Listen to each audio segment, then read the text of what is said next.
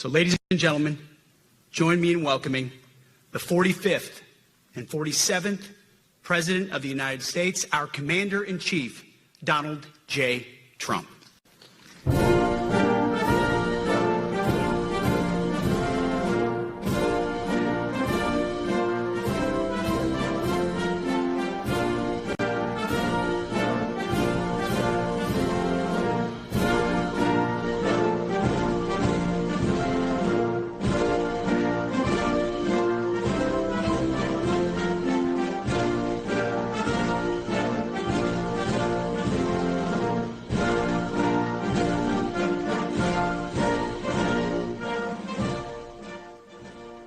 Thank you very much, Pete. Great job you're doing, too. Fantastic job. I've never walked into a room so silent before. This is very... Don't laugh. Don't laugh. You're not allowed to do that. You know what? Just have a good time. And if you want to applaud, you applaud. And if you want to do anything you want, you can do anything you want. And if you don't like what I'm saying, you can leave the room. Of course, there goes your rank. There goes your future. But you just feel nice and loose, okay, because we're all on the same team. And I was told that, sir, you won't hear a murmur in the room. I said, we got to loosen these guys up a little bit. So you just have a good time. But I want to thank Secretary Hegseth and General Kane, General Raisin Kane for a reason, they call him that. When I heard his name, I said, you're the guy I'm looking for. The Joint Chiefs of Staff and so many others in this room who together represent the greatest and most elite fighting force in the history of the world, the United States military. We're very proud of our military. I rebuilt the military during my first term. It's one of the greatest achievements. We had the greatest economy in history, and I built the military. Those are the two things I say more than anything else. And I also kept us safe at the borders. We had very good borders. We didn't have people coming in from jails and prisons and everything like took place over the last 4 years. I'll never forget what happened to this country over the last 4 years with the incompetence. There could be no higher honor than to serve as your commander-in-chief. It is a great honor. I look at you, just incredible people. Central casting, I might add. To each and every one of you, I thank you for your unwavering devotion to the armed forces and to the country that we've all sworn a sacred oath to defend. We all have that oath, every one of us. I'm thrilled to be here this morning to address the senior leadership of what is once again known around the world as the Department of War. I know Pete spoke about it. He gave a great speech, I thought. Great speech. I don't want him to get so good. I hate that. You know? No, I hate it. I almost fired him. I said, you can't, I don't want to go on after that. Now, he gave a great speech, but he talked about Department of War. We were sitting there. I said, didn't it used to be called the Department of War? And he goes, yes, sir. They changed it like in the early 50s. So we won the First World War. We won the Second World War. We won everything in between and everything before that. We only won. And then we went, in a way, woke. That was probably the first sign of wokeness. And we changed it to defense instead of war. And I said, what do you think? How do you think if we changed it back? Would that be a nice idea? And Pete loved it immediately. Some people thought about it. You know, they gave it a little thought. But in the end, we did it. And I have to be honest, it's so popular. I thought it would be met with fury on the left. But they're sort of giving up, I must be honest with you. They've had it. They've had it with Trump. They've been after me for so many years now. Here we are. Here we are. Come to the White House anytime you'd like. No, they've given up. They're bad, a lot of bad people. But all over, it's been so popular. It's been very popular. I really thought that we were going to have to sort of fight it through. There's been no fight. There's been no fight. Like what I called the Gulf of America, because to me it was always the Gulf of America. I could never understand. We have 92% of the frontage. And for years, actually 350 years, they were there before us. It was called the Gulf of Mexico. I just had this idea. I'm looking at a map. I'm saying, we have most of the frontage. Why is it Gulf of Mexico? Why isn't it the Gulf of America? And I made the change, and it went smoothly. I mean, we had a couple of fake news outlets that refused to make the change. And then one of them, AP, took us to court. and we won. And the judge, who was a somewhat liberal judge, said the name is the Gulf of America, because AP refused to call it the Gulf of America. They wrote, they're not a good outfit, by the way. They call it the Gulf of Mexico. I said, no, the Gulf of America is the name. And the judge actually said that, in fact, you can't even go into the room because what you're doing is not appropriate. The name is the Gulf of America. Google Maps changed the name. Everybody did, but AP wouldn't. And then we won in court. How about that? Isn't that so cool? The Secretary Hexer beautifully described the name change reflects far more than the shift in branding. It's really a historic reassertion of our purpose and our identity and our pride. That's when we go with the word war. And, you know, we want war because we want to have no wars, but you have to be there. And, you know, sometimes you have to do it. I have settled so many wars since we're here almost 9 months, and I've settled 7. And yesterday we might have settled the biggest of them all, although I don't know. Pakistan, India was very big. Both nuclear powers, I settled that. But yesterday could be the settlement in the Middle East. That hasn't happened for 3,000 years. I said, how long have you been fighting? 3,000 years, sir. That's a long time. But we got it, I think, settled. We'll see. Hamas has to agree. And if they don't, it's going to be very tough on them, but it is what it is. But all of the Arab nations, Muslim nations have agreed. Israel has agreed. It's an amazing thing. It just came together.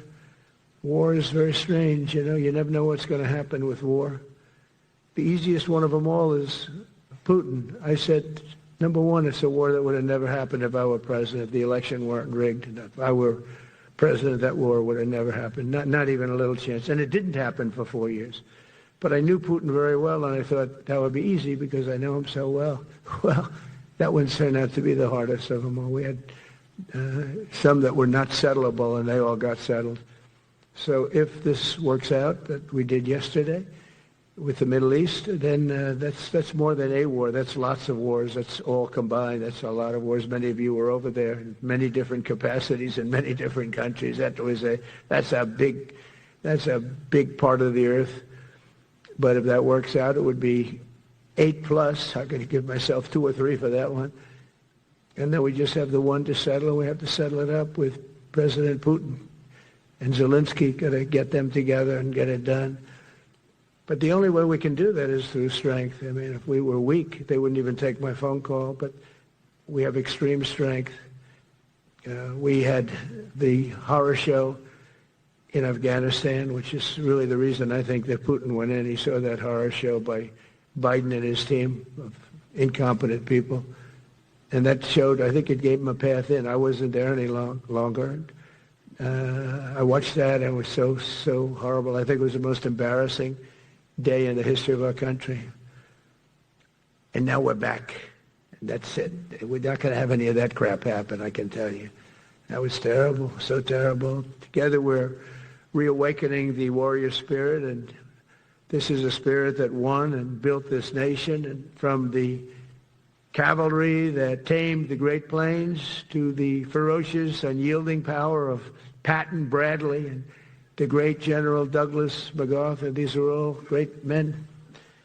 In this effort, we're a team, and so my message to you is very simple.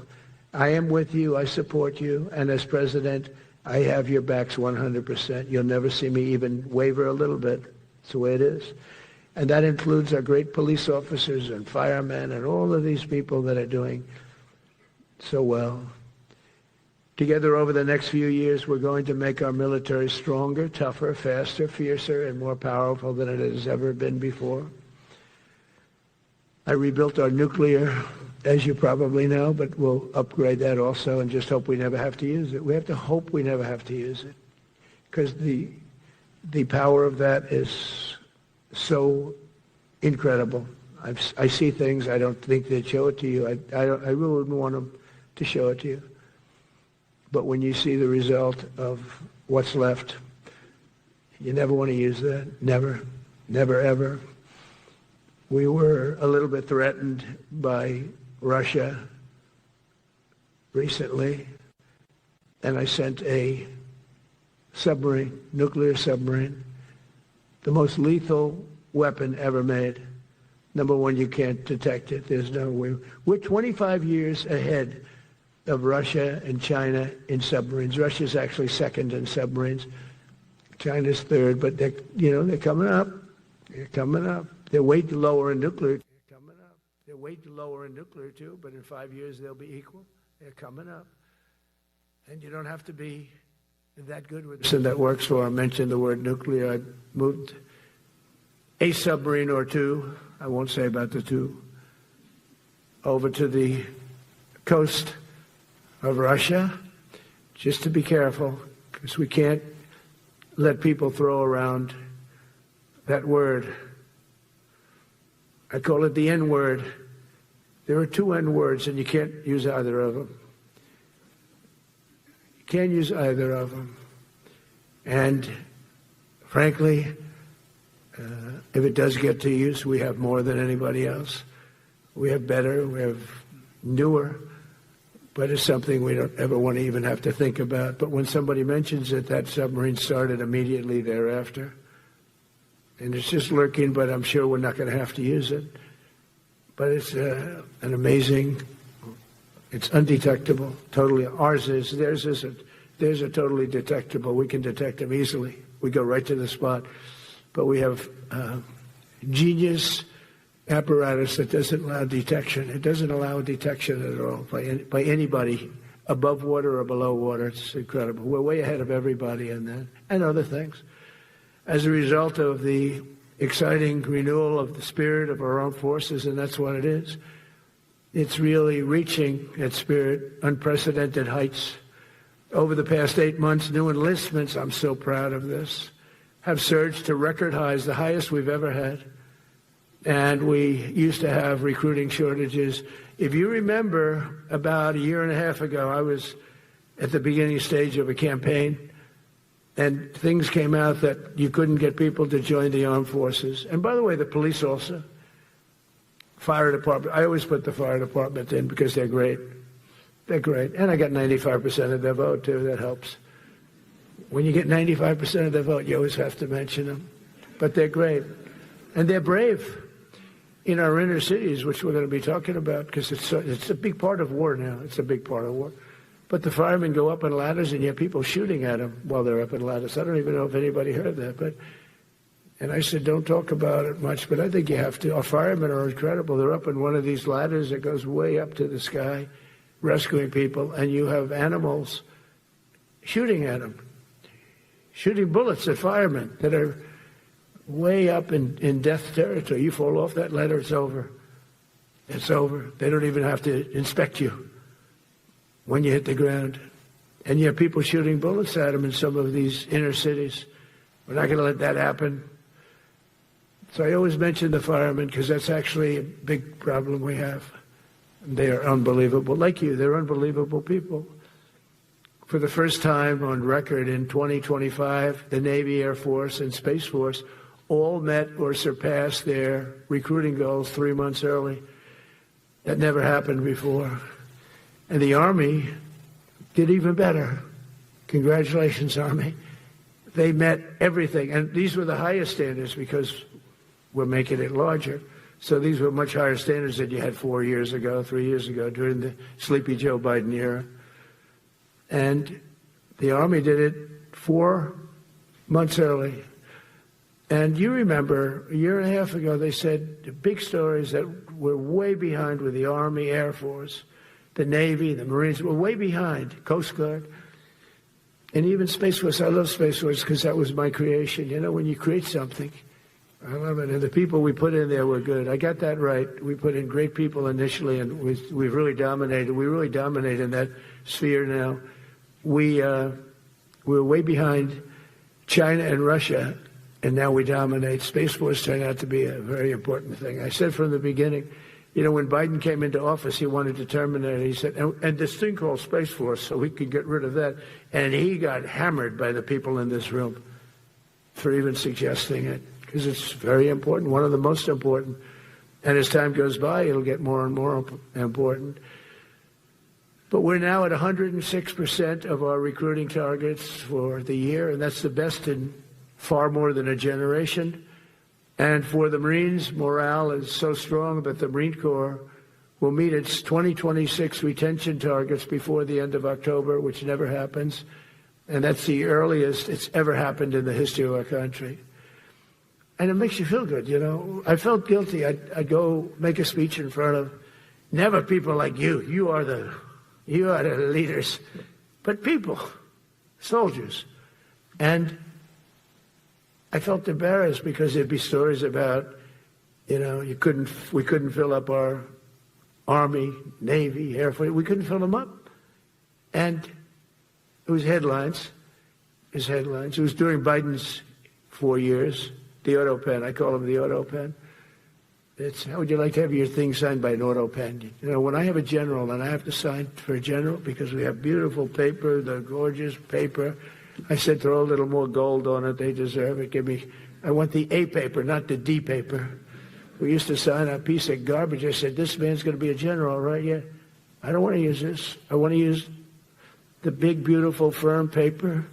I want to use the real gold writing when you talk about the position, and they're beautiful. And, but how would you like to have that where some kid sitting in the back office is having it signed with an auto pen? I thought about it, and I thought about you people first, admirals, generals. I said, somebody works his whole life. He gets into maybe the academies or wherever, but however you got there, and you go through years of work, and now you become an admiral or a general or whatever. And when you do, the President of the United States signs your commission, as you know, and that commission is beautifully displayed. And I sign it.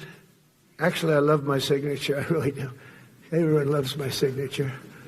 But I signed it very proudly, and I always think to myself, how can you have an auto pen sign this? It's just so disrespectful. To me, it's just totally disrespectful.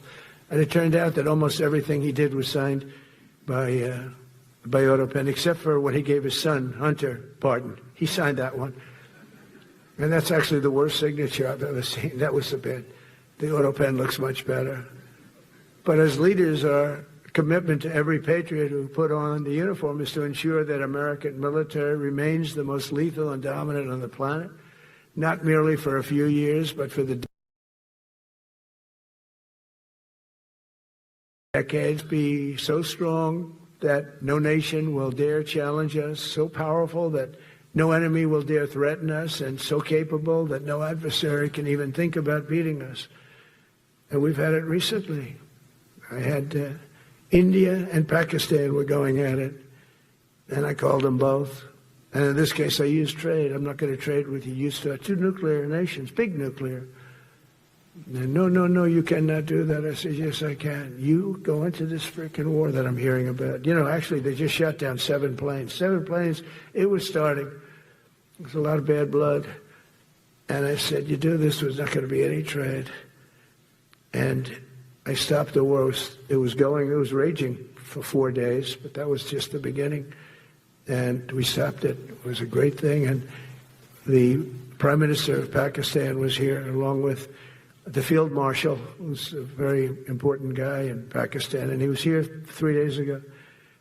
And I didn't even realize it as beautiful as he said it, but he said that to a group of people that were with us, 2 generals, but a group, he said, this man saved millions of lives because he saved the war from going on, and that war was going to get very bad, very, very bad. President Trump saved millions and millions of lives. That was a bad war. And I was very honored. I loved the way he said it. Susie Wiles was there. She said that was the most beautiful thing. But we saved a lot of them. Saved a lot of them. Even in Africa, we saved the Congo with Rwanda. They've been fighting for 31 years, 10 million people dead. I got that one done. And very proud of it. So if this works out, we'll have 8 in 8 months. That's pretty good. Nobody's ever done that. Will you get the Nobel Prize? Absolutely not. They'll give it to some guy that didn't do a damn thing. They'll give it to a guy that wrote a book about the mind of Donald Trump. and what it took to solve the wars. And he'll get the Nobel Prize will go to a writer. No, but let's see what happens. But it's be a big insult to our country. I will tell you that. I don't want it. I want the country to get it. It should get it because there's never been anything like it. Think of it. So if this happens, I think it will. I don't say that lightly because I know more about deals than anybody. This is what my whole life was based on. And they can change, and this can certainly change.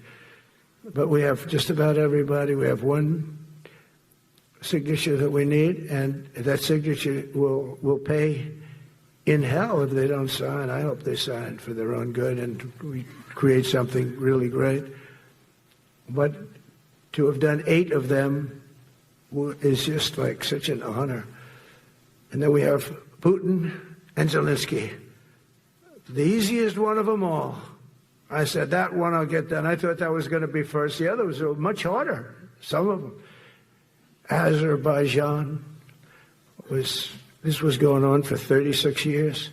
They said, it's not solvable, so don't do it. I said, I will do it. I will do it. And I got on the phone with the 2 countries. They were great. They were great. I knew immediately. I knew as soon as I started talking to them, we're going to solve that war. We did. Now they're so happy. Now they're friends. One said he's been president for 32 years, 22 years. He said, for 22 years, I did nothing but kill his people. They were in the room together at the Oval Office.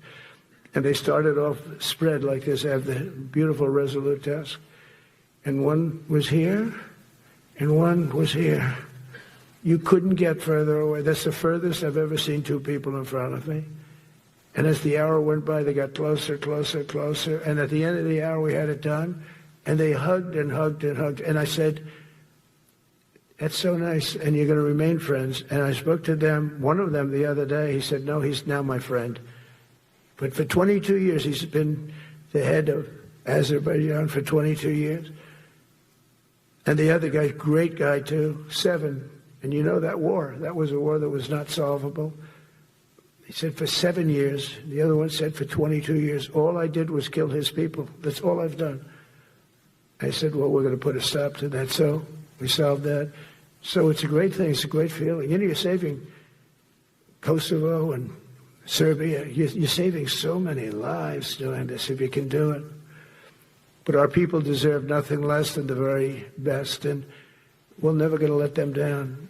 And if we can solve wars instead of you having to fight wars, wouldn't that be wonderful, right? Wouldn't that be wonderful? That's why one of the first executive orders I signed upon taking office was to restore the principle of merit.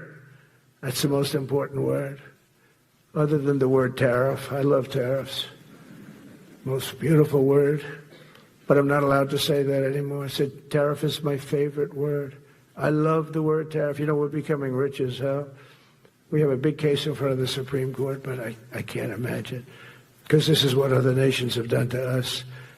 And we have, great legal grounds. But you still have a case. It would be very bad if something happened. But I said, my favorite word in the English dictionary is the word tariff. And people thought that was strange. And the fake news came over and they really hit me hard on it. They said, what about love? What about religion? What about God? What about wife, family? I got killed when I said tariff is my favorite word. So I changed it. It's now my 5th favorite word. And I'm okay with that. I'm okay with that. But they hit me hard. But it is. When you look at, we've taken in trillions of dollars. We're rich again. And there'll never be, when we finish this out, there'll never be any wealth like what we have. Other countries were taking advantage of us for years and years. You know that better than anybody. And now we're treating them fairly. But the money coming in is, we've never seen anything like it. The other day they had $31 billion that they found, $31 billion. So we found $31 billion and we're not sure from where it came. A gentleman came in, a financial guy. I said, well, what does that mean?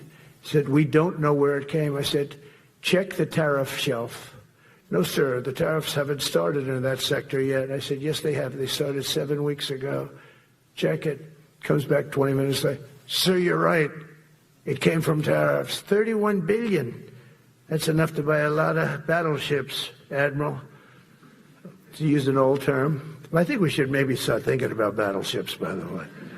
You know, we have a Secretary of the Navy. He came to me because I look at the Iowa out in California, and I look at different ships and the old pictures. I used to watch Victory at Sea. I love Victory at Sea. Look at these admirals. It's got to be your all-time favorite, in black and white.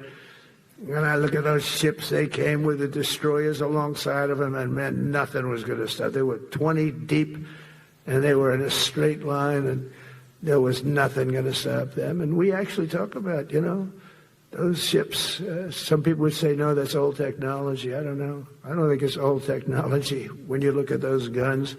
But it's something we're actually considering, the concept of battleship. Nice 6-inch sides, solid steel, not aluminum that melts if it looks at a missile coming at it. Starts melting as the missile's about 2 miles away. Now, those ships, they don't make them that way anymore, but you look at it, and your secretary likes it, and I'm sort of open to it. And bullets are a lot less expensive than missiles. A lot of reasons. I should take a vote, but I'm afraid to take that vote because I may get voted out on that one. But I tell you, it's something we're seriously considering. There were powers. There were big powers. They were just about as mean and scary as you could be. And so we're looking at that. One of the biggest cases that we won was the decision of the United States Supreme Court to allow us to proceed on the word merit. So those two words are right up there. So this is, I would say, the opposite if you ask for a definition, the opposite of political correctness. We went through political correct where you had to have people that were totally unfit to be doing what you're doing for many reasons. I won't get into them. But for many reasons, they were unfit. Now, it's all based on merit. That was such an unbelievable decision. I didn't expect we were going to win that one. We went in. We said we need it. We went in for colleges, you know, where kids with a C average are getting into the best colleges, and the kids with A averages won't get in, and kids with the highest boards and the highest marks or the best marks couldn't get into the best schools, and people that had not good boards and not very good marks, I mean, okay, but nothing special, they were getting into our best colleges. I said, this is just crazy. You can't run a country like this. And it was lingering for years, and it got to the Supreme Court, and we won that decision. Merit, everything's based on merit. You're all based on merit. We're not going to have somebody taking your place for political reasons because they are politically correct, and you're not. We take the people that are going to do the best job. That's all. It's very simple. And that's the way our country was built. We were built on merit. We got away from it for a long time. And everyone understands it. And it was done. It was approved. I give great credit to the Supreme Court because I thought they had tremendous courage. I didn't think they'd do that. That was tremendous. I give them maybe for that decision almost more than anything because it's a hard decision to make. It's really hard. The apparatus of our country was not set up for merit. It was set up for political correctness. And you can never be great if you're going to do that. And we're going to be greater than we ever were before. We're bringing back a focus on fitness, ability, character, and strength. And that's because the purposes of American military is not to protect anyone's feelings. It's to protect our republic. And it's the republic that we dearly love. It's to protect our country. We will not be politically correct when it comes to defending American freedom, and we will be a fighting and winning machine. We want to fight, we want to win, and we want to fight as little as possible. You have to count on people like me to keep you out of wars because we don't want to go into wars. Many of the wars that I just told you about, we could have entered those wars and settled them in a different way, lose a lot of our troops. And we could have settled them, I guess, differently. Maybe not, actually. Actually, you might not have been able to settle them. We just would have been in the middle of a lot of firepower. But when we do need it, you're going to be so ready. And you know it. But very importantly, with that goal in mind, I've committed to spending over $1 trillion on our military in 2026, and that's the most in the history of our country. $1 trillion. That's a lot of money. I hope you like that. Ma'ams and sirs, I hope you like it. That's a hell of a lot of money. We have the best of everything. Every branch is seeing major investments, and as I announced in the Oval Office in March, we are rapidly moving forward with the first ever 6th-generation fighter jet. I didn't name it. I did not name it. Boeing came in, and they said, sir, this is our submittal. It's the greatest fighting jet ever done. And, you know, they're testing all these planes. All the companies are testing, and this one tested like through the roof. And they said, we'd like to name it the F-47. I said, all right, let me think about it. Then after thinking for about 2 seconds, I said, okay. You know what that means, 47? I'm 47. So I'm 45, 46, and 47, you know, if you think about it. I just don't want the credit for 46. I don't want to have their open borders and people coming in from all over the world, including jails and mental institutes. I don't want that on my record, but I like having it. We're investing tens of billions of dollars in modernizing our nuclear deterrence capabilities like never before. And we've begun construction on what we call the Golden Dome missile defense shield. It'll be the most sophisticated in the world. You watched it do well until they had some problems at the end with a little bit of a lack of ammunition, defensive ammunition, but they've got that taken care of. But I tell you, it's what we're doing is so good, and we deserve it. You know, we help other countries with it. We don't have it ourselves. And Canada called me a couple of weeks ago. They want to be part of it. To which I said, well, why don't you just join our country? You become 51, become the 51st state, and you get it for free. So I don't know if that made a big impact, but it does make a lot of sense. It actually makes, because they're having a hard time up there in Canada now, because as you know, with tariffs, everyone's coming into our country. We have more investment than we've ever had before, $17 trillion coming in. As an example, in 4 years, Biden didn't have $1 trillion. We have $17 trillion more than that in 8 months coming in. And they're coming in from Canada, Mexico, from Europe, from all over. AI, auto plants. Everybody's coming back to the United States. Under my budget, we will be expanding the U.S. Navy by at least 19 ships next year, including submarines, destroyers, assault ships, and more. And it's going to be much more than that as we go along, because we basically don't build ships anymore. We do build submarines, but we don't build ships. Do you know in the Second World War, they were freighters and different types, but we were doing a ship a day, and now we don't do ships.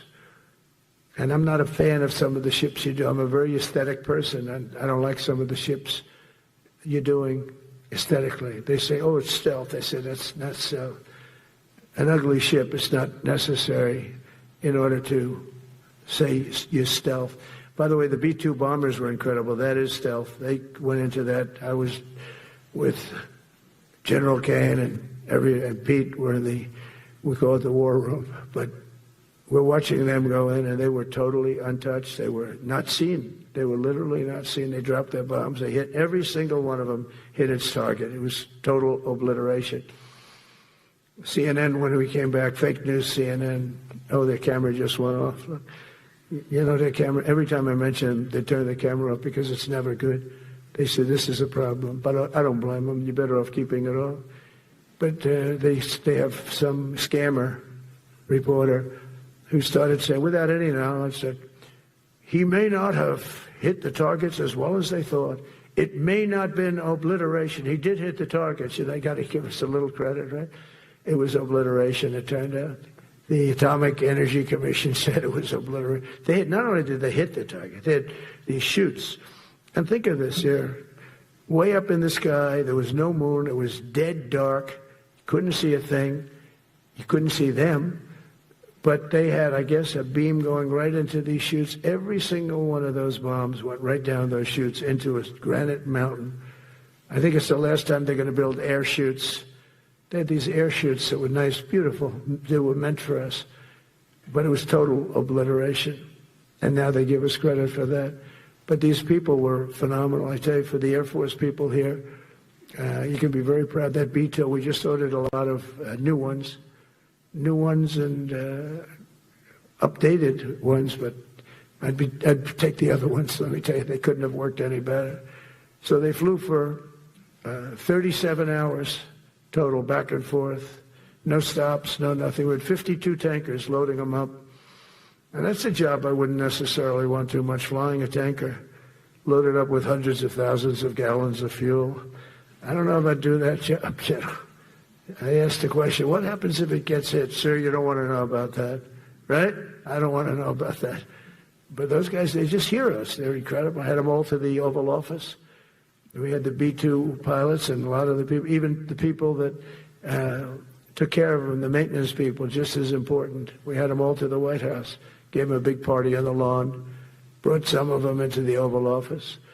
But on top of all this, we'll deliver a hard-earned pay raise of 3.8% to every soldier, sailor, airman, Coast Guardsman, Space Guardman, and Marine, something you weren't getting from the past administration.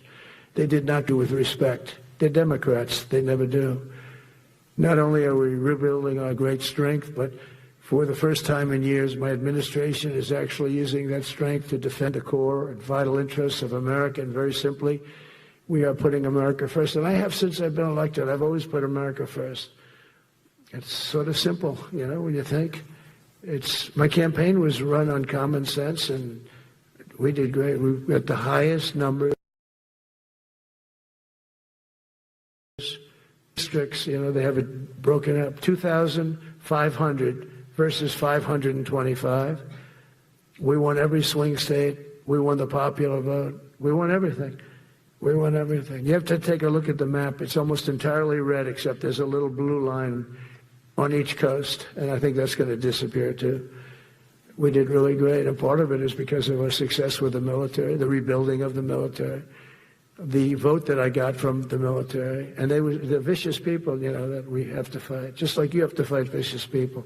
Mine are different, a different kind of vicious, but they spread all these horrible, you know, they made up statements and said what I said about everything, but even about the military. But fortunately, the military didn't believe it. It's hard, you know, they make up a statement and they said, you say it. We had 25 people that said he never said that. 25. We had 25 affidavits. And they said, well, we're going with it anyway. You know, these sleazebags. And that's why the press is really losing all power, because people aren't believing it. We need an honest press. We need borders. We need borders. We need an honest press. We need fair elections. I mean, those three things. And we don't have an honest press. We have a really corrupt press. But we fight through the corrupt press. And the people understand. You have to do this stuff a lot. You have to go on television a lot, because you can't get a fair shake if you're going to rely on somebody else. They don't understand. They've destroyed the image of media now is at the lowest point it's ever been. It's lower than Congress. Can you believe that? It's something. But together with many of you in the room, we've brought back the fundamental principle that defending the homeland is the military's first and most important priority. That's what it is.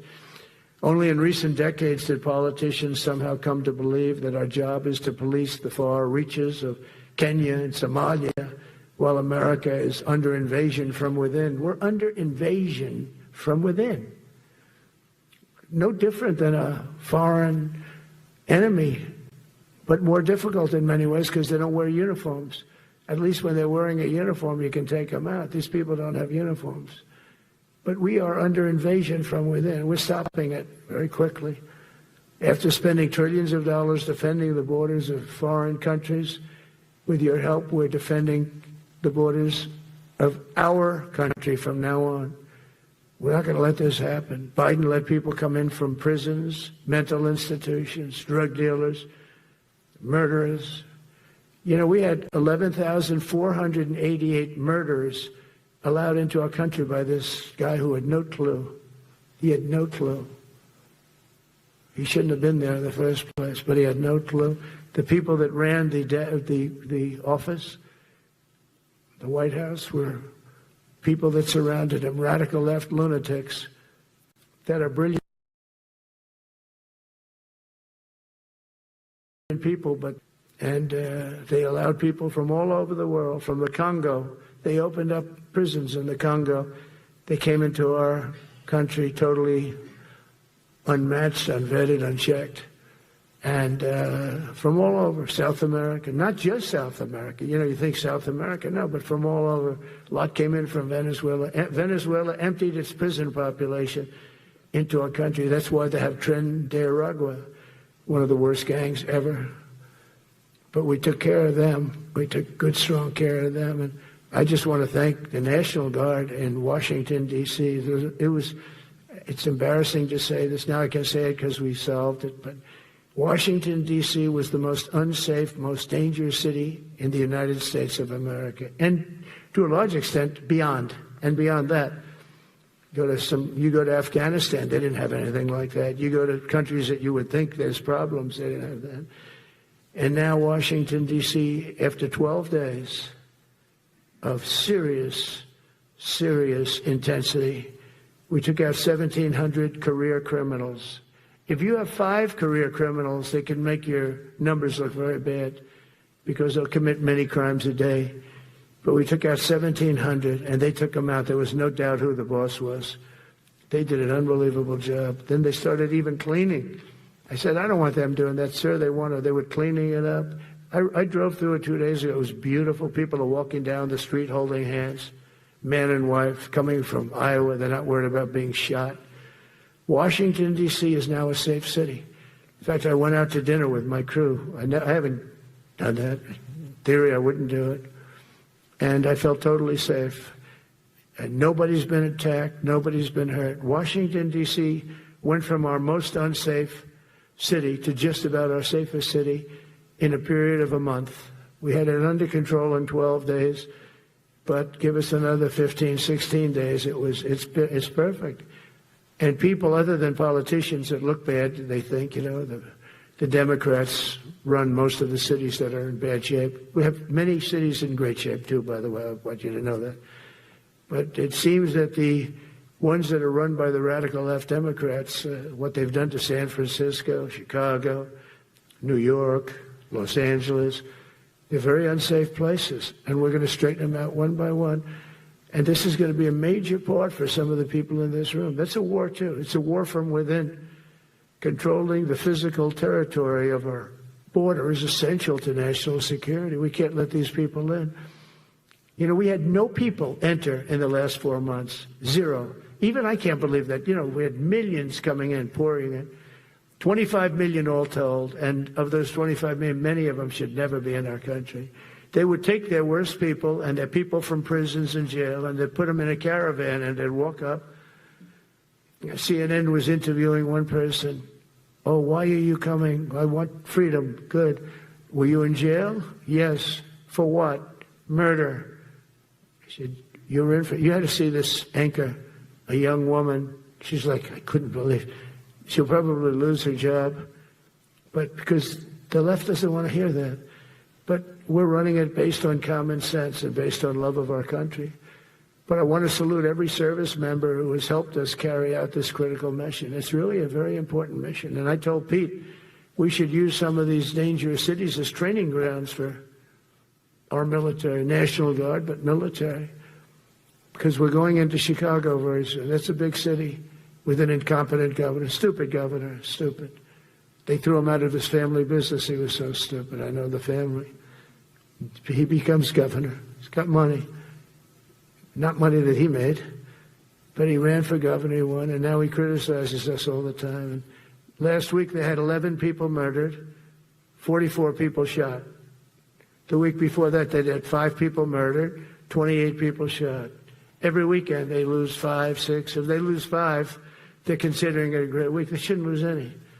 You shouldn't lose any. This is civilization. And he's always up there saying, we're in very good shape. We don't need the military. No, they need the military desperately. How about Portland? Portland, Oregon, where it looks like a war zone. And I get a call from the liberal governor. Sir, please don't come in. We don't need you. I said, well, unless they're playing false tapes, this looked like World War II. Your place is burning down. I mean, you must be kidding. Sir, we have it under control. I said, you don't have it under control, Governor, but I'll check it. and I'll call you back. I called her back. I said, this place is a nightmare. It's certainly not the biggest, but it's one of the worst. It's brutal. They go after our ICE people, who are great patriots and tough job too, but they love it. They love it because they're cleaning up our country. And so you look at some of the things where they took over parts of Seattle. They actually took over a big percentage of Seattle. Think of that. You remember that. That was a while ago. And I sent in the troops, and they were gone as soon as I sent them in. Oh, when we send in the troops, if you have a real leader that says you got to do what you have to do, I put that out the other day. You got to do what you got to do, because we don't want our people hurt as they stand by. I was watching during Biden, there were troops standing up like this, brave, standing up at attention, the way I should stand all the time. And I'm like this, and people are standing, and their mouth is this far away from their mouth, and they're spitting at them, and they're screaming at him. And that soldier standing there, he wants to knock the hell out of the person, but he's not allowed to do anything. So they just stand there and they get abused. And a woman was this far away from his face, and she starts spitting in his face, and he's not allowed to do anything. If it's okay with you, generals and admirals, I've taken that off. I say, they spit, we hit. Is that okay? I think so. They spit, it's a new thing. They spit, we hit. How about the cars, where the cars are coming out? They get brand new cars, Border Patrol, ICE, beautiful, nice new cars. And they're driving along, and they have to go through a gauntlet of rocks being thrown at the car. So here's this beautiful brand new car. By the time it goes 100 yards, it's destroyed. These guys have pretty good arms, some of them. And they're throwing bricks at full force into the window and into the car. It looks like it's a war zone. And I said, never let that happen again. From now on, if that ever happens, and I say it here, you get out of that car and you can do whatever the hell you want to do. Because those people are, you can die from that. Those bricks go through the windows. You can die. They'd like it to. They'd like it to go through the window. But this was a couple of months ago. They just kept driving, and bricks are hitting the car. And I said, why aren't they stopping? Because they were under orders from the past administration, never stop. But that's different with us. We stop. And since I gave that order, we haven't had that problem. It's very interesting. It's amazing. It's just like in Venezuela. You've seen the boats going.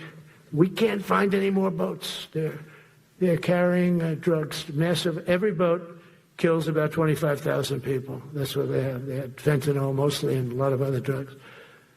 And we take them out, and we've taken out 4. So, and it's on air. Everybody gets to see it. Not that we like to do that, but every boat kills 25,000 on average. 20. Some people say more. You see these boats, they're stacked up with bags of white powder. It's mostly fentanyl and other drugs too. And now we have a problem. General Kane says, sir, there are no boats out there. Not even fishing boats. They don't want to go fishing. I don't blame them. There'll be no fishing today. But it's amazing what strength will do, because all we want to do is stop drugs from flowing into our country. It's destroying. We lost 300,000 people died last year. Everybody knows friends, many friends probably, that you lost a child, or adults too, but you lost a son or daughter because of what's coming into our border. And we're making it very hard. Oh, and we haven't even started yet. Last month I signed an executive order to provide training for a quick reaction force that can help quell civil disturbances. And this is going to be a big thing for the people in this room, because it's the enemy from within, and we have to handle it before it gets out of control. It won't get out of control. Once you're involved at all, they all joke. They say, oh, this is not good. You saw it in Washington. We had gangs of Tren de Aragua with 10, 12, 15 kids, and these military guys walk up to them, and they treat them with disrespect, and they just got pounded. They just got pounded. The gang just pounded, then thrown into paddy wagons and taken back to their country. Some are so dangerous we don't want to even do that, because we don't want to. Some are stone cold murderers. we don't have the confidence. Even though they're not coming back very easily, we don't have the confidence. We put them in jails. But these service members are following in a great and storied military tradition, from protecting frontier communities to chasing outlaws and bandits in the Wild West. And our history is filled with military heroes who took on all enemies, foreign and domestic. You know that phrase very well. That's what the oath says, foreign and domestic. Well, we also have domestic. George Washington, Abraham Lincoln, Grover Cleveland, George Bush, and others all used the armed forces to keep domestic order and peace. Many of our leaders used the military to keep peace. Now they like to say, oh, you're not allowed to use the military. And you know what the people say? The people in those cities where they're being raped and shot and beat up, you know what they say? We love the military. You ever see where they interview the people on the street? I've never seen somebody say they don't, unless they're radical and paid off, because a lot of these insurrectionists are paid by, whether it's Soros or other people, but they're paid by the radical left. So today I want to thank every service member from general to private who has bravely helped us secure the nation's capital and make America safe for the American people. It's amazing. The whole world is watching. Everybody in the White House, they come up to me, young women, sir, thank you. I know immediately what they're thanking. They don't have to say it. They walk to work now to the White House. We haven't had a crime in Washington in so long, because we got the careers. We call them the careers. We got these lunatics out, and they'll never be any good. You know, I hate to tell this to the liberal media. You could spend time with them. You could do whatever you want. You could send them to the finer schools, which they couldn't get into anyway. Mentally, they couldn't get in. But no matter what you do, they'll never be good. They're bad. They're career criminals. So I don't know. Maybe they were born that way. Some people don't like me to say that, but maybe they were. Certainly some were. Together with the leaders here today, we're also restoring a needed focus on defeating threats in the Western Hemisphere. Throughout this region, cartel terrorists have been allowed to wage a relentless campaign of death and destruction on our country, all because we had weak leadership on top. And we did a great job with it first term, but this is something else what we're doing now. We're taking it to the next level, probably next level times 3. But we had COVID come up, and we had to take care of that. We did a great job with COVID. We had the therapeutics. It's just Regeneron, so many things we did for COVID, but we had to focus on that, and every other country in the world was being decimated by COVID. So we had to change gear a little bit to take care of that. But under our leadership, the military is now the knife's edge in combating this sinister enemy. We have to put the traffickers and cartels on notice, and we've done that. And we put them, a lot of them, we've called them a terrorist organization, which is actually a big thing to do. Nobody's done it, but I've done it with a lot of them. It gives you a tremendous advantage. If you try to poison our people, we will blow you out of existence, because that's the only language they really understand. That's why you don't see any more boats on the ocean. You don't see any boats. Around Venezuela, there's nothing. As president, I will never hesitate to defend our people from threats of violence, from the horrible plague that's taking place from within. The Iran nuclear power, the Iran, all of the great power that we thought existed, we blew it out to kingdom. We took advantage of it, and we just really took advantage of it, and it was a beautiful thing to see, and that's what military power can achieve.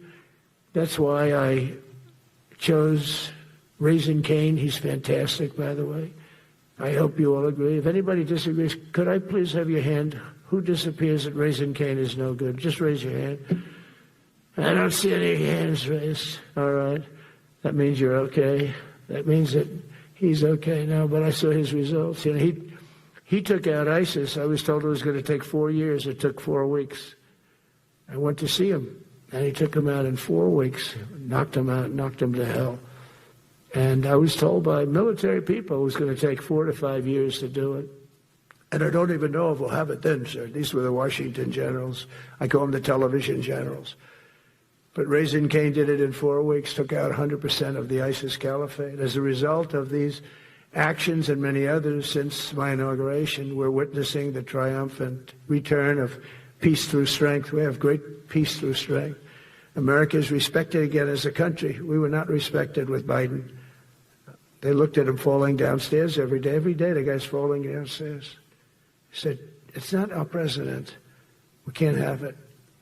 I'm very careful, when I walk downstairs like I'm on stairs, like these stairs, I walk very slowly. Nobody has to set a record. Just try not to fall, because it doesn't work out well. A few of our presidents have fallen, and it became a part of their legacy. We don't want that. You walk nice and easy. You don't have to set any record. Be cool. Be cool when you walk down, but don't bop down the stairs. So one thing with Obama, I had zero respect for him as a president, but he would bop down those stairs. I've never said, da-da-da-da-da-da, bop, bop, bop. He'd go down the stairs, wouldn't hold on. I said, it's great. I don't want to do it. I guess I could do it. But eventually, bad things are going to happen, and it only takes once. But he did a lousy job as president. A year ago, we were a dead country. We were dead. This country was going to hell. We were dead in every way, from immigration to military. We didn't have the weapons. We were given everything to Ukraine. We had nothing. And by the way, I have to tell you, now, as you know, I went over and I met with NATO, and NATO raised from 2 to 5, which everyone said 5% of GDP. Millions and now trillions of dollars are pouring in. They didn't pay the 2% because they know we were there to pay it. And now they paid the 5%. That's trillions of dollars. And we're not spending any money on that war, not 10 cents. We sell our equipment to NATO. NATO pays us for the equipment, and they give it to Ukraine or whoever they give it to. They can keep it, but we're not involved. We have no money going out. Biden gave $350 billion. Not sustainable. $350 billion. And we have a war that should have never started. But we're not doing that anymore. So I just want you to know we're selling equipment. Our people are buying equipment. They are buying the equipment at full price, a fair price. So I don't want to say we're making money, because I don't want to be making money on a war. It's too many people dying. They're losing 7,000 soldiers a week. A lot of them are Russian soldiers, but between the two countries, mostly soldiers, by the way. Sometimes, they'll lob a missile in or some drones in, kill some people. But mostly it's soldiers. Russia and Ukraine are losing 7,000 souls. And, they're not American. They're not us. They're not you. We have a special obligation. But they're soldiers. They're young people. They leave their parents. They wave goodbye. And then 2 days later, they're blown up so unnecessarily. And so that's the primary reason I want to get it done. We got to get it done. It's crazy what's going on. That's the worst war that there's been since World War II. The number of soldiers that are being killed there is just crazy. From 5,000 to 7,000 soldiers die a week. Think of that. So I think we'll get that done. But that's turned out to be the toughest one. I'm so disappointed in President Putin. I thought he would get this thing over with. He should have had that war done in a week. And I said to him, you don't look good. You're 4 years fighting a war that should have taken a week. Are you a paper tiger? And it's a shame. But I think eventually we'll get that one done, just like in theory, I want to knock on wood, because you never know. It's like we're going to have the Middle East done, which is actually a much harder thing to do. I mean, thousands of years. But we have to get that war done. So now just think of it, we're a dead country. I was with the King of Saudi Arabia, a great guy. I was with the Emir of Qatar. I was with the great leadership of UAE. I was over there. We brought back $2 trillion and more. They ordered 200 planes, Boeings. They ordered so much, and they were great. But they all said essentially the same thing. They said, 1 year ago, you were a dead country, And now you're the hottest country anywhere in the world. We're the hottest country in the world right now. The absolute hottest country in the world. There's nobody even close.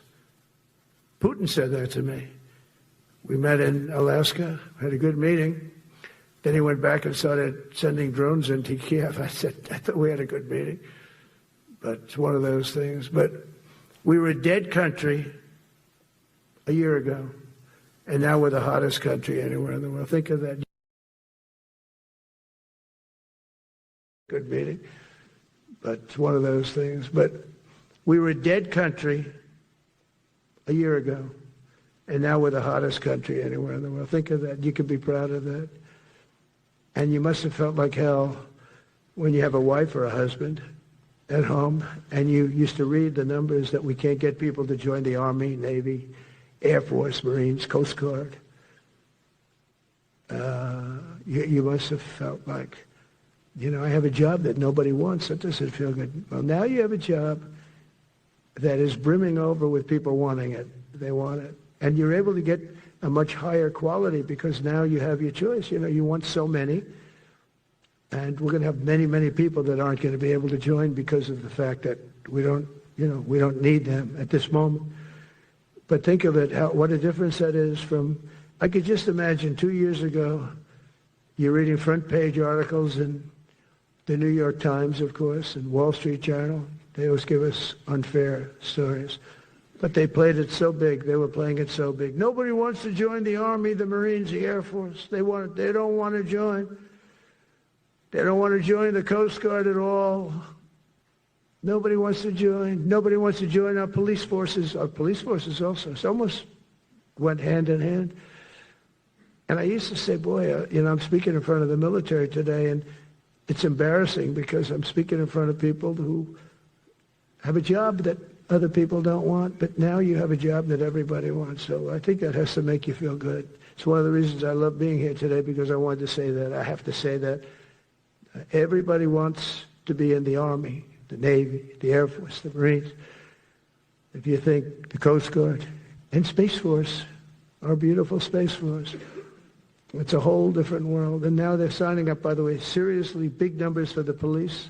Dangerous job, isn't it? Huh? Fire department.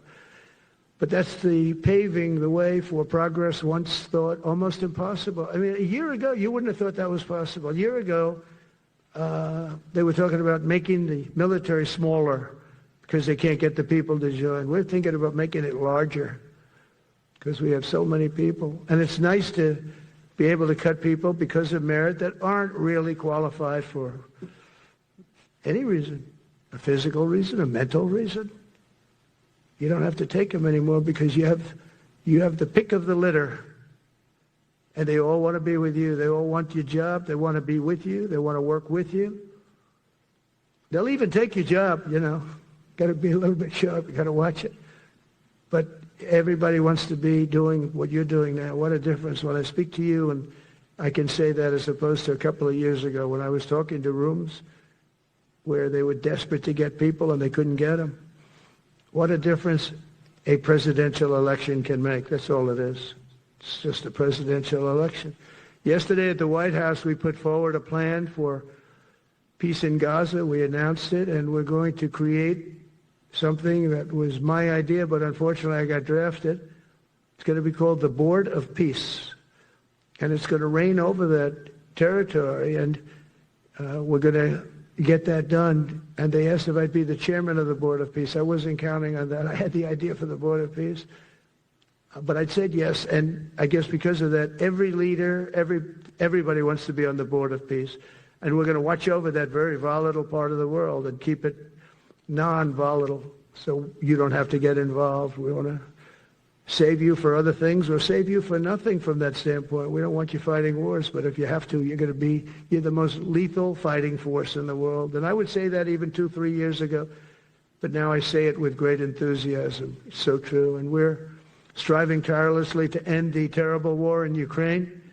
And as you know, we're also working hard to get the allies to share more of the burden of our defense. Much of that has really already taken place. But all NATO members have committed to the increase that I talked about. Think of that. That was unthinkable It used to be 1%, then we got it up to 2% in my last term, and they did not like it. And now I got it to 5%, and I get along great with all of them. In fact, they call me the president of NATO. I said, I don't think so. But they're great.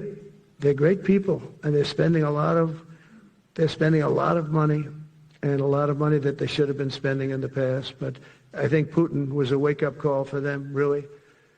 We're now selling large quantities of American-made weapons to NATO, and we're getting really fair pricing. We're making a lot of money. It's my hope that from Europe to Asia to the Middle East, our allies will make similar commitments to increase their military capabilities. And this will greatly strengthen our alliances, and also it will make war far less likely. You know, if you're a strong presence like we are such a strong presence now. And I go around bragging about that. I said, we have the strongest military anywhere in the world. I say it. You never heard Biden say that. Never heard him say anything. But you never heard him say, did you ever hear him say, we have the strongest military? He doesn't say that. I say it. We have the strongest military anywhere in the world. We have great leadership. And I'll tell you, Pete and General Kane, and all of the people that I've met that have been lifted up in rank.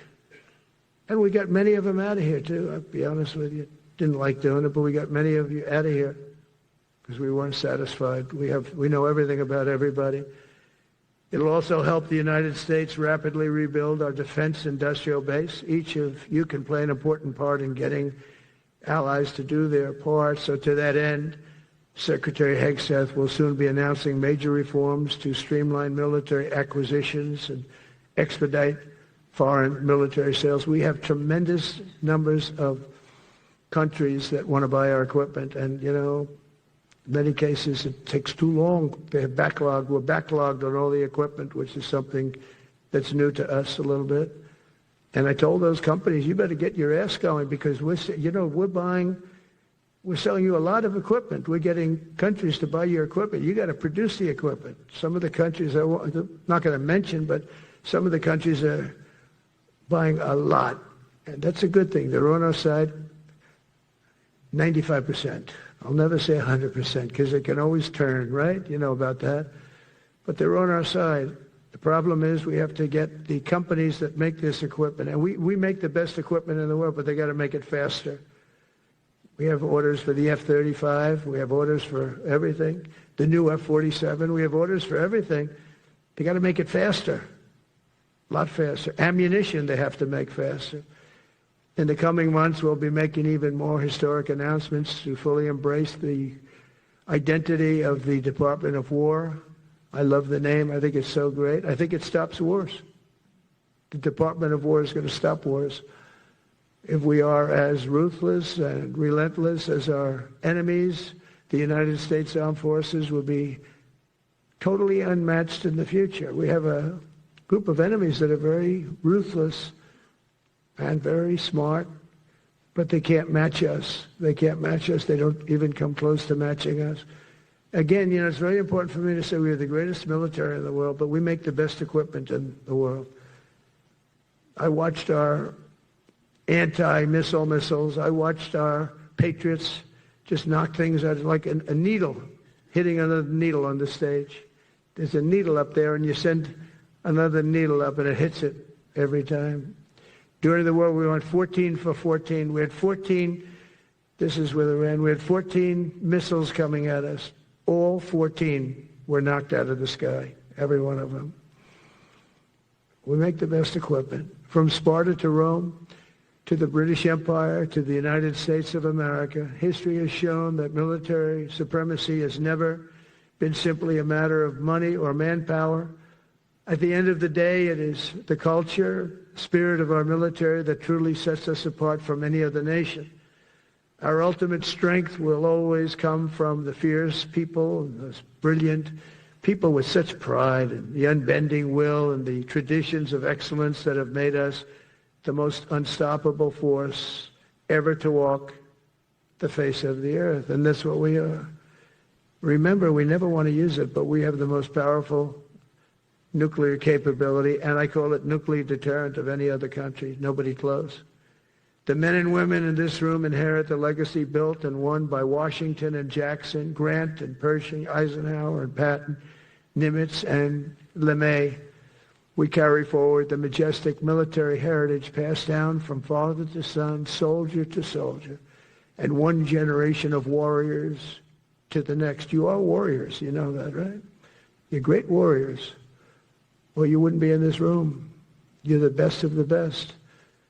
From Concord Bridge to Fort McHenry, from Gettysburg to Manila Bay, from Normandy to Sicily, and from the jungles of Vietnam to the dusty streets of Baghdad, America's military has charged into hellfire, climbed up jagged mountains, crossed roaring oceans, and thundered across open deserts to defend our flag, our freedom, and our homeland. Nobody does it like you. Now we are discovering American muscle, reasserting American might, and beginning the next story chapter in American military legends and lore. That's L-O-R-E. It is lore. When it comes to defending our way of life, nothing will slow us. No enemy will stop us. They cannot stop us. And no adversary will stand in our way. They won't stand in our way. We don't want them to stand in our way. We don't want to even put them in that position, but they're not going to stand in our way ever again. You'll never see 4 years like we had with Biden and that group of incompetent people that ran this country that should have never been there. Because we had the United States military, the best, the boldest, the bravest that the world has ever seen, that the world has ever known. With leaders like we have right here in this beautiful room today, we will vanquish every danger and crush every threat to our freedom in every generation to come, because we will fight, fight, fight, and we will win, win, win. I want to just thank you once again, and God bless the United States military, and God bless America. God bless you all. Thank you very much. Thank you.